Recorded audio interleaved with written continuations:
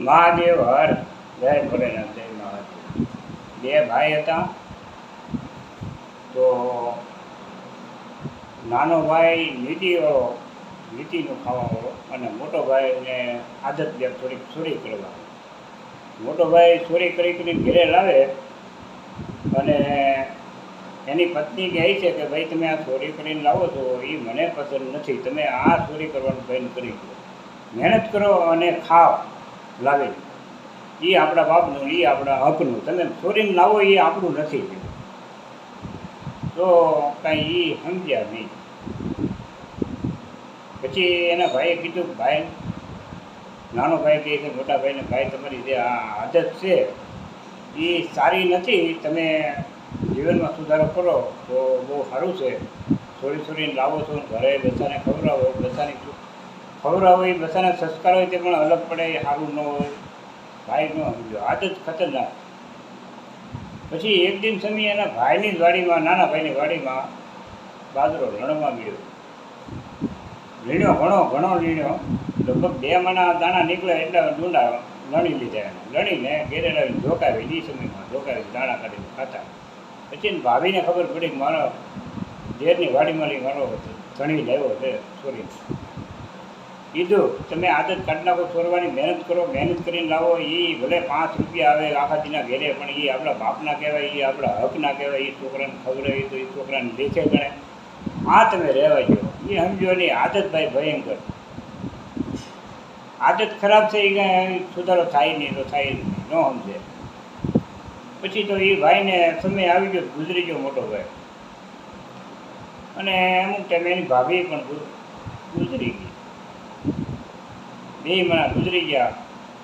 પછી જે મોટો ભાઈ નાના ભાઈની ઘેરે ચોરી કરતો, એ મોટો ભાઈ નાના ભાઈની ઘેરે વાસડો થઈને વેચી ગયો.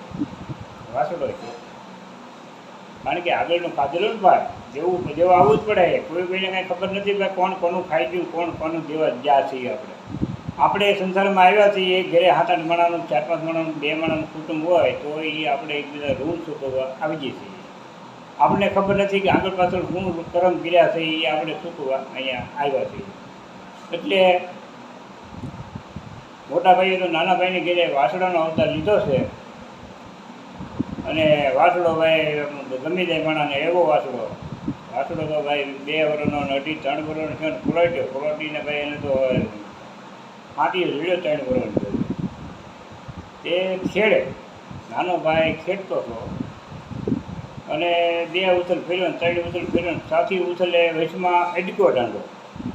કારણ કે આગળનું હરમનું ખાધેલું ને ભાઈ, એને દાંડો અડક્યો, હાલે નહીં, નો આમ હાલે. ભાઈ એનો ગરધણી જે હતો એ બળિયા 2 ફાડી નાખ્યા, પણ દરેક નાની હલ્યો નહીં. બેસી ગયો દાંડો, પણ હાલ્યો નહીં તો હાલ્યો જ નહીં ભાઈ. બેસી ગયો, પૂંછડા મળે, ઘણા પાટા મારે, ઘણા ઠેપા મારે, ઘણા બળિયા મારે. હાવ નકટો થઈ ગયો, એટલે હાવ નકટો. હરામનું ખાઈ ગયો ને ભાઈ આગલા અવતારમાં, ઊભો ન થયો. પછી પડખે એને કેળો હતો, ગાડા કેળો હેઠે નાલી ગાડું નીકળ્યું, અને એ બેન બેઠેલા ગાડામાં, હતા. એ એને ક્યાંક બીજે ક્યાંક અવતાર મળી ગયો એ બેનને. આ ભાઈનું ધણી, આ ભાઈ જે ઢાંટો છે ને એની પત્ની આગલા અવતારમાં. હવે એ બેન વેલડું નીકળ્યું, વેલડામાં બેન ભાળી ગઈ. હા, કરમના બદલા દેવા રે પડે, અંધકાળે દેવા તો પડે રે ભાઈ, કરમના કરેલા બદલા દેવા રે પડે. એ તો ભાઈ બેન ભાળી ગઈ. હડપનારાની ગાડીમાં લઈ હેઠી ઉતરીને અહીંયા દાંડાને પાટા મારે, બળિયા મારે ભાઈ, પણ એ દાંડો ઊભો થાય નહીં.